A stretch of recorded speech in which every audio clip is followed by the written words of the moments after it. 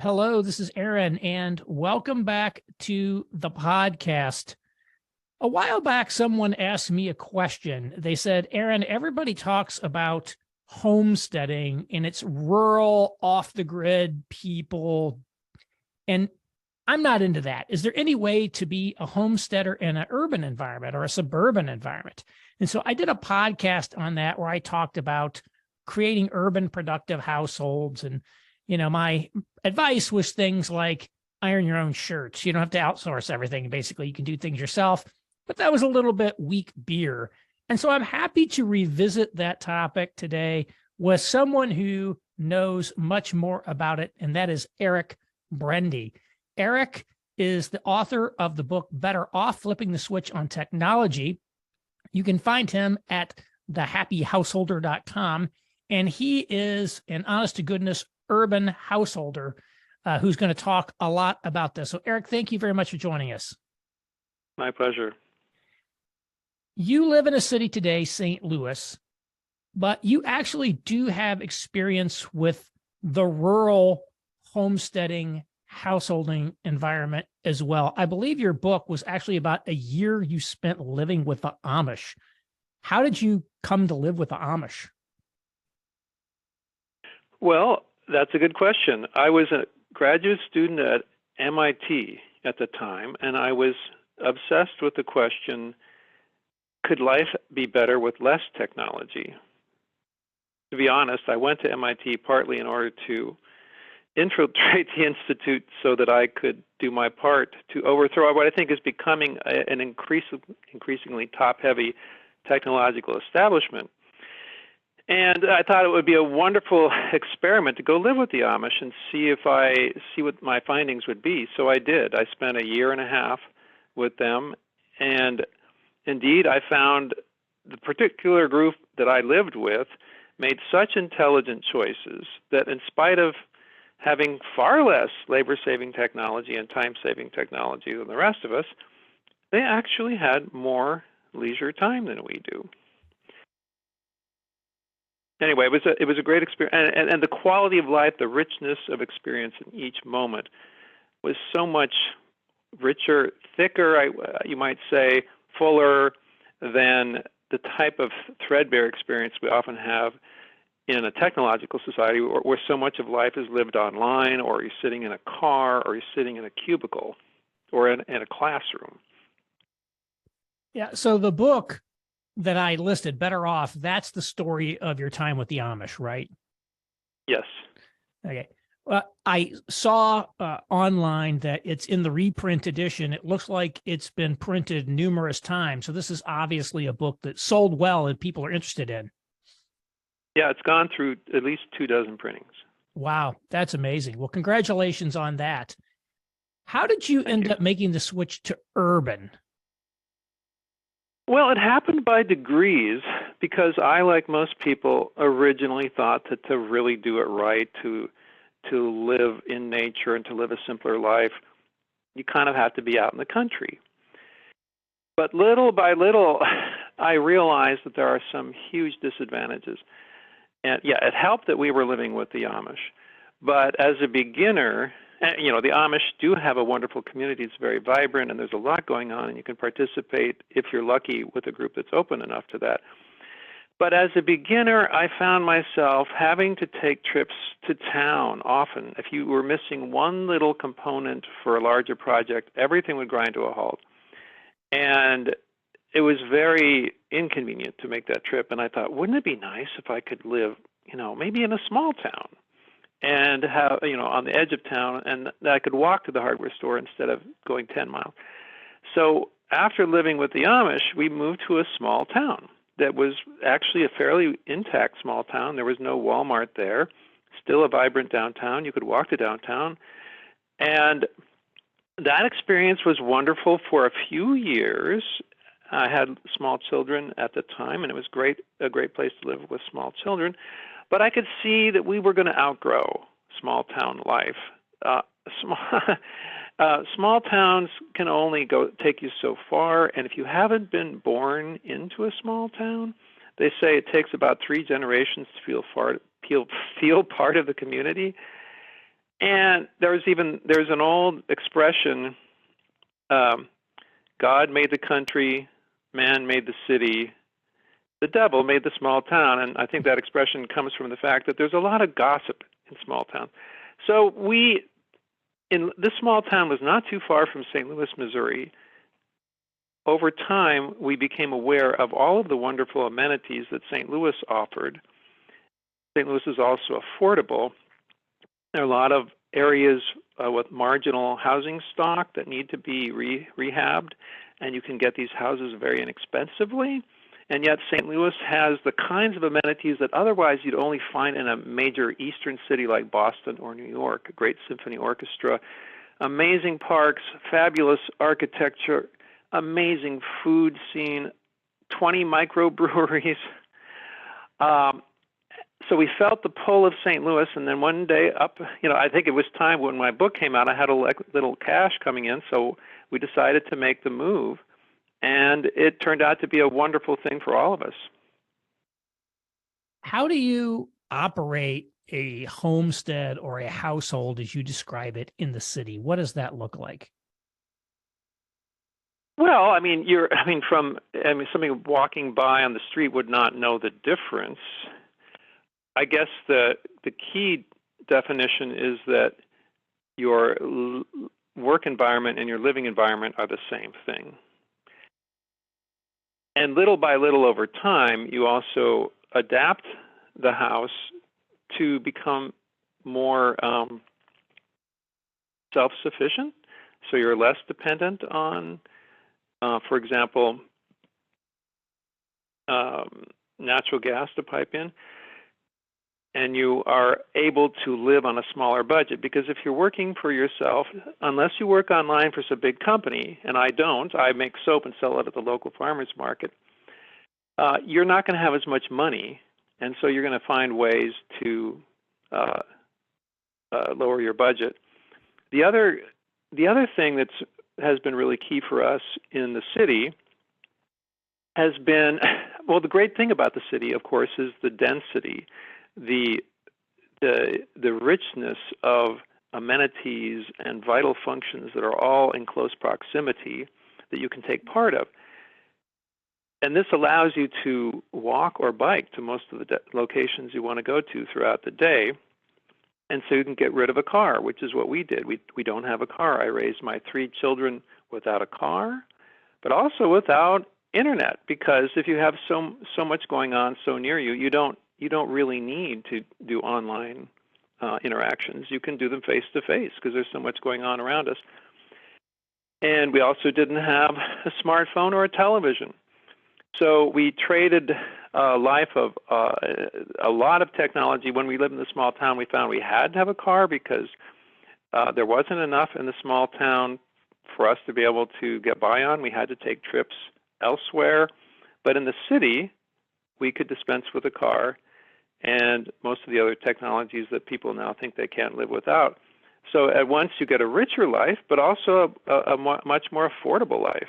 And in St. Louis, because the housing stock was old and my house needed a whole lot of work, I was able to buy it for, what would be considered a song by today's prices. I paid $99,000 for it in 2003, a 2,500 square foot house near the center of everything, in a neighborhood that was up and coming, near lots and lots of restaurants and post office, hardware store, grocery store, library, wonderful parks, wonderful walkable streets with beautiful homes.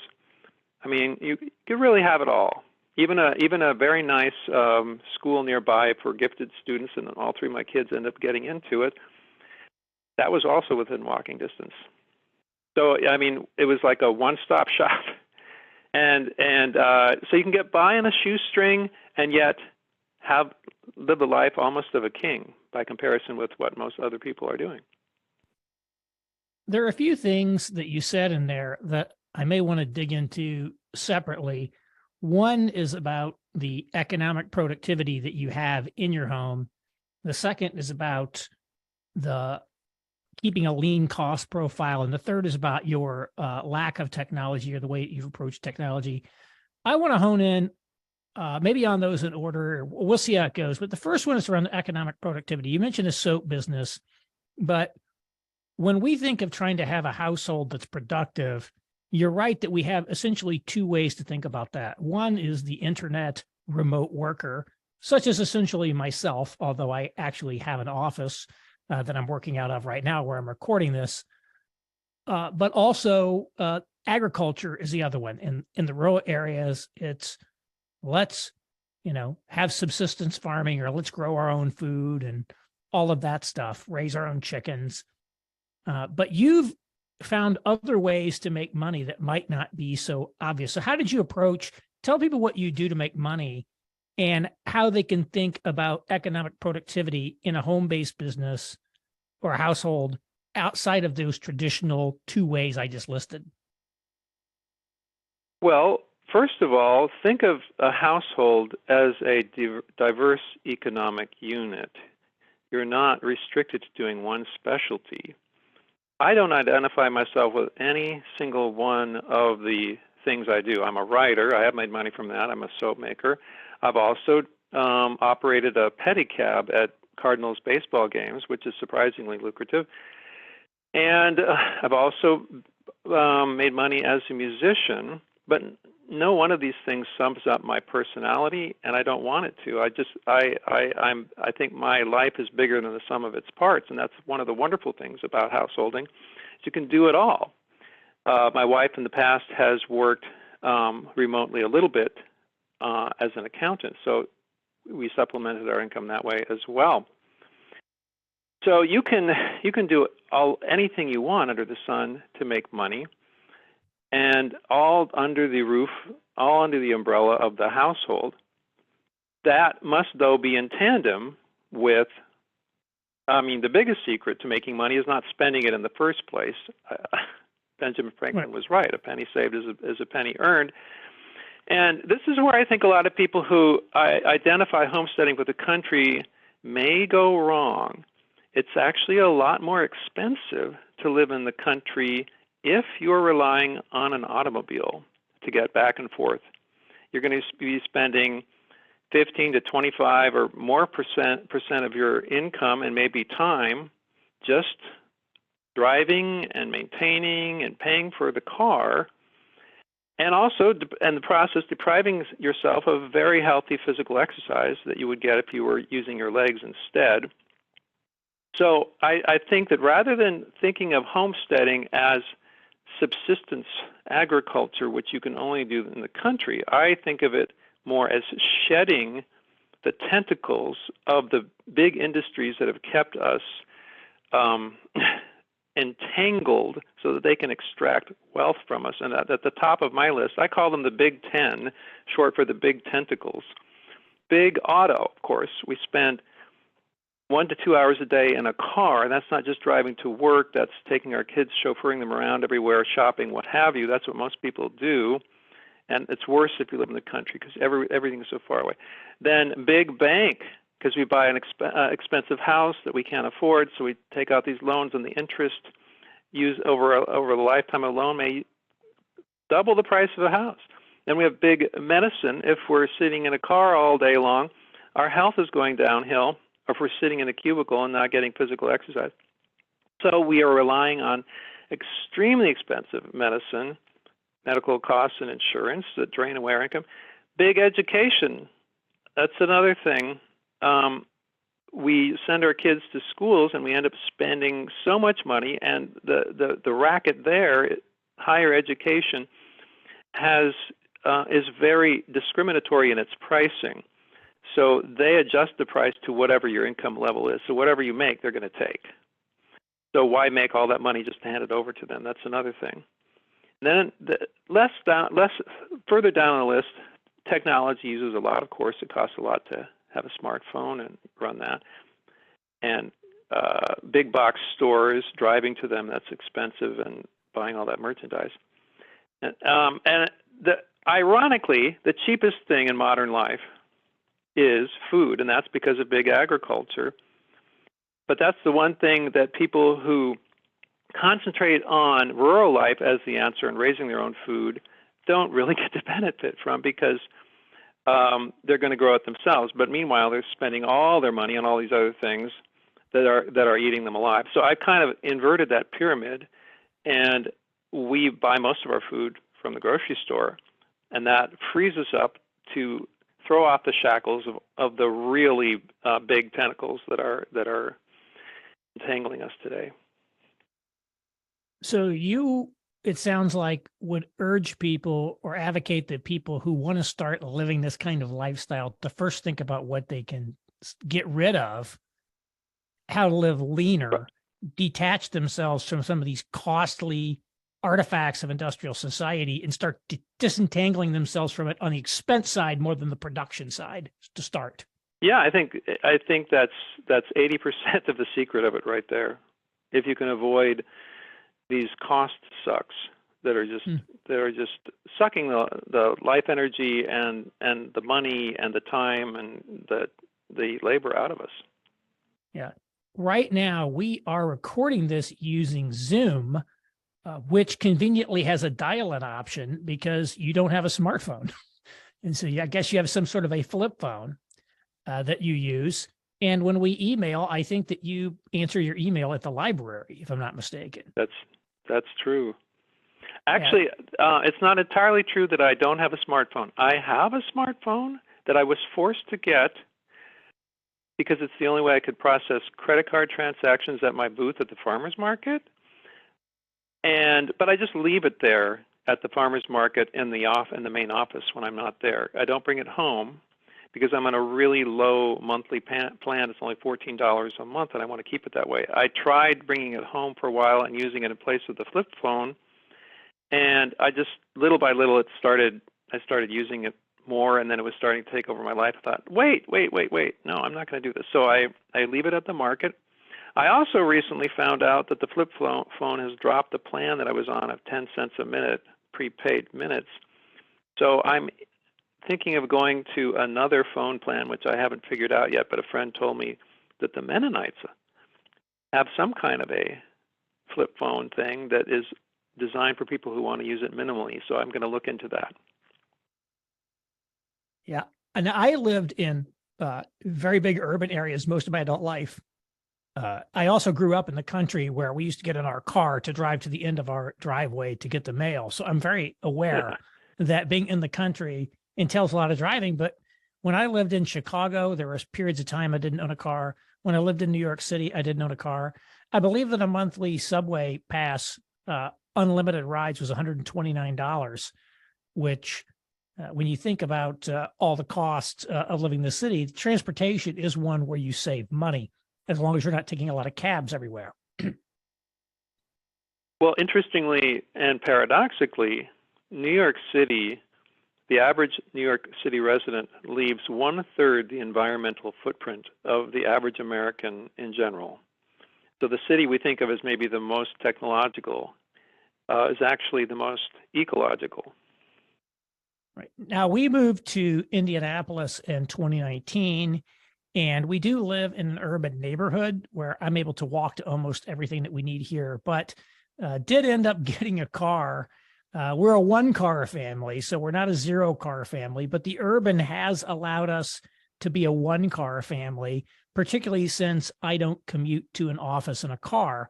And then, my wife can have access to the car during the day to take our son to different places he needs to go or wherever. But yeah, it's expensive to own a car. You got to buy it. You have to insure it. You have to maintain it. You have to keep gas in it. The car, if you can avoid vehicles, the fewer vehicles you have, the more money you have in your pocket. That's certainly for sure.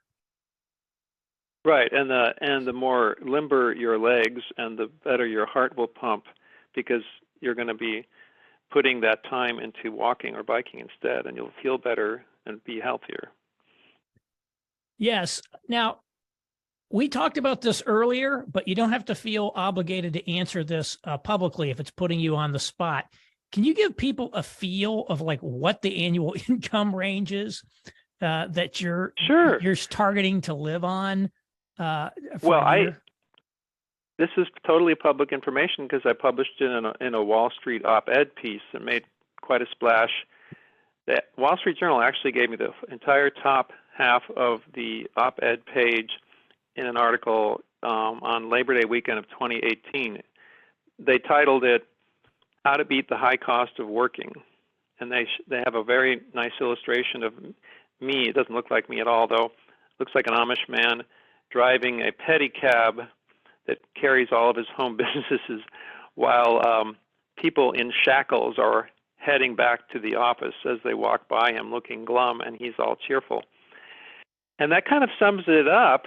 And the thing about the article that got so much attention and raised a lot of skepticism from Wall Street Journal readers and their responses was the disclosure that between my wife and me, we make only about $26,000 a year, at least the year that I published that piece. And that's actually one of our higher income years. And if you translate that into how much time we end up having to spend working a week, paid hours, for me it was about 15 hours a week, for my wife 20 doing the accounting, because at that time that's how much it was taking her. Of course, a lot of my time working is spent working on the house, my spare time, or working on writing projects or things I don't get paid for, at least not immediately paid for, or homeschooling our kids. We did homeschool 3 kids. But at any rate, yeah, our income needs were about $26,000, and we had money to spare. I mean, I think sometimes there were years where we had more discretionary income left over than people I know who make 5 times more money, because they're so deep in hawk and they're on the rabbit wheel paying for all of the expenses, the high maintenance of all their technologies. It sounds like you put a priority on leisure at some level as well. You mentioned it with the Amish, and you mentioned that you only work on average about 15 hours a week in your businesses. Was that really a consideration, or am I reading something into that? Well, maybe the word I would use is freedom, because when we think of leisure, we think maybe of somebody sitting around doing crossword puzzles, which I do myself at all. I limit myself to one crossword puzzle on the weekends. But I would say freedom might be a better term, because it's not so much that you sit around, lie around, do nothing, twiddling your thumbs. It's that you have time to do the things you really want to do and the things that will be really enriching, instead of just going through the grind in order to make a paycheck, in order to put food on the table. And then the work that I do, the soap making, is actually wholesome work. It's enjoyable. It's therapeutic. It's slicing a lot of bars of soap is a way to get rid of a lot of hostilities with this big knife. I mean, it's very healthy. And so everything I do, I would say, is intrinsically rewarding. Maybe that's another way to put it. I'm trying to focus on activities that are enjoyable in themselves, rather than a means to themselves, rather than merely a means to an end. And that's, I think, the goal. It's not just to sit around and twiddle your thumbs. It's to fill time with the things that are really going to enrich your life. How does your soap making business actually work? Can we give people a little bit of a sketch of that? Well, the neighborhood we chose to live in, we picked it partly because it's very close to the oldest farmers market west of the Mississippi. At least that's what it bills itself as, the Soulard Farmers Market, supposedly founded in 1779. And we got a booth there, and I have learned to make a very high quality type of soap. I pride myself on the quality of my soap. I think my soap is more compatible with the chemistry of human skin than just about any soap out there. It lasts a long time, and it doesn't dry your skin out. It just does everything a soap should do without any of the bad side effects that most soaps have. So I have this great product, and I can command a fairly good price for it, but I don't overprice it because I want it to be affordable for every day. I can make one giant batch of soap maybe once or twice a month, and that's enough for all the soap that I need to sell.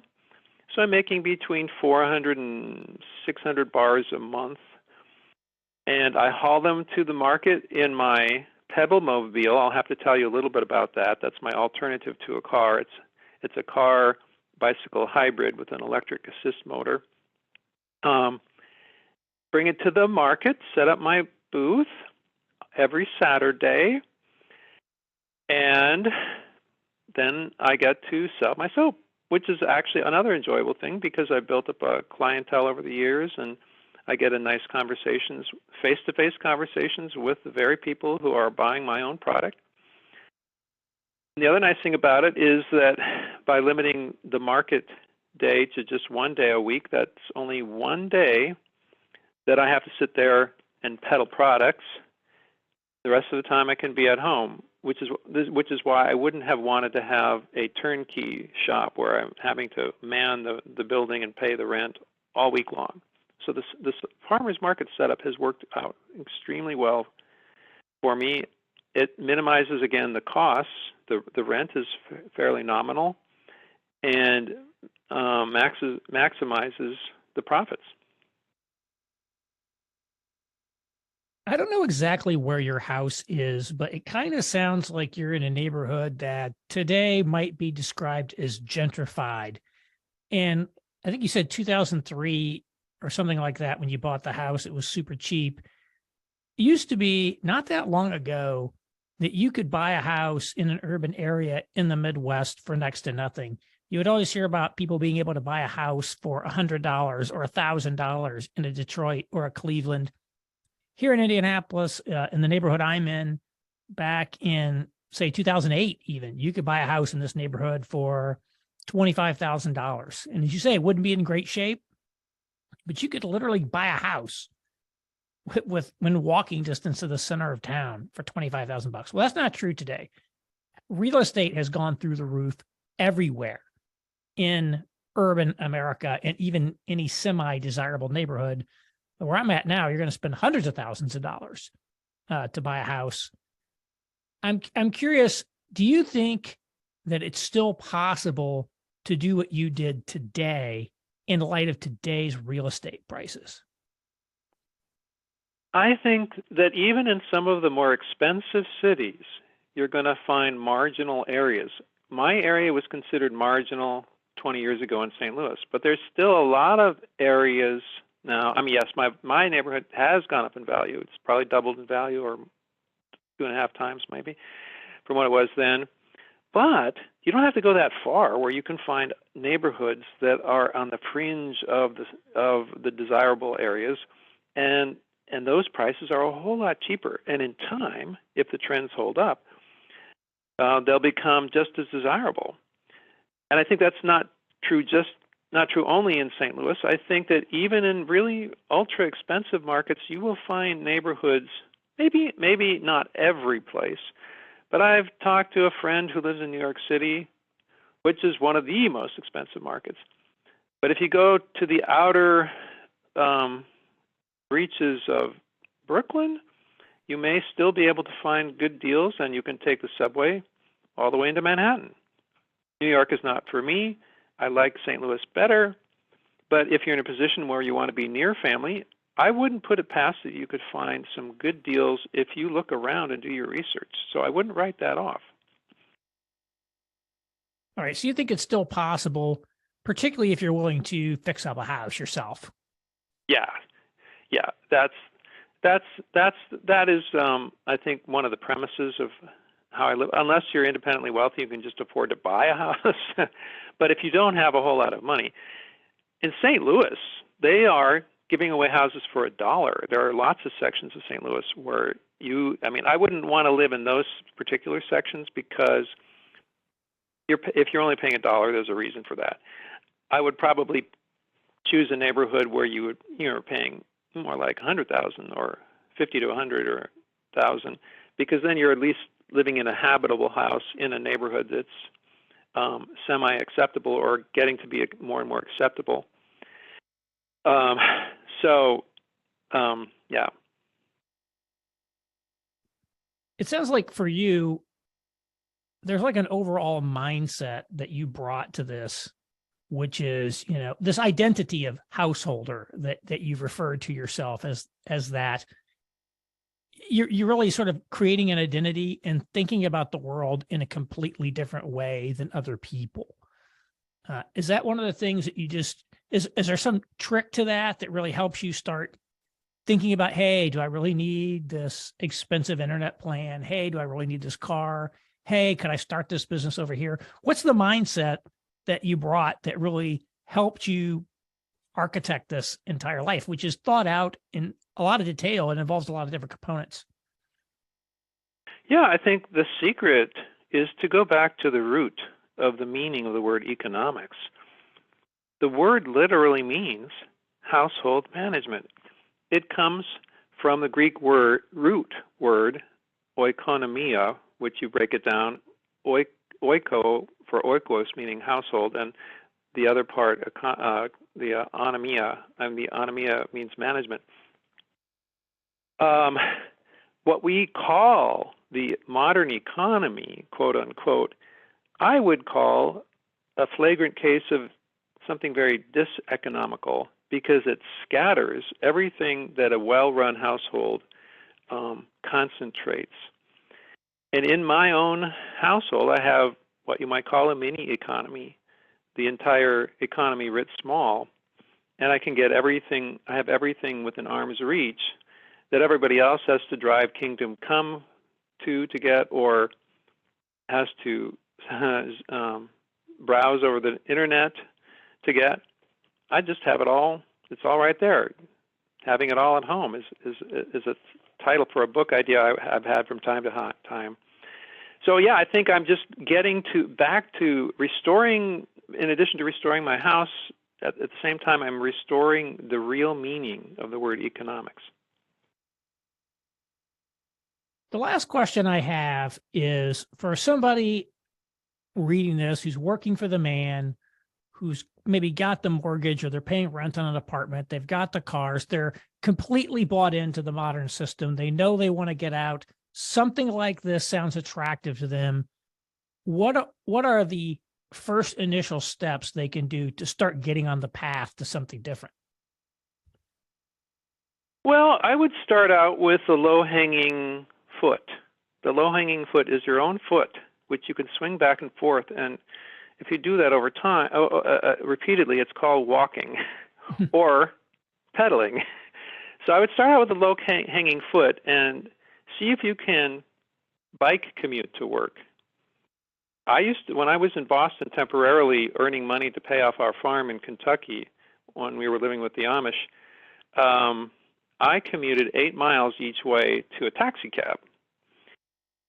And not only did I save a whole lot of money, I also got a nice sweat going, and in the summer I could shower off in the giant public fountain in Copley Square, which was really fun. A lot of kids were doing it anyway, so I wasn't out of place doing that.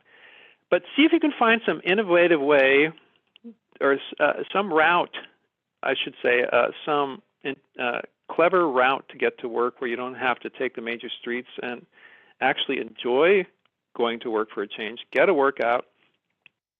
If they don't have showers, bring a change of clothes and just take a sponge bath in the bathroom. That's a huge start right there. If you could do that, you're 30% of the way in already.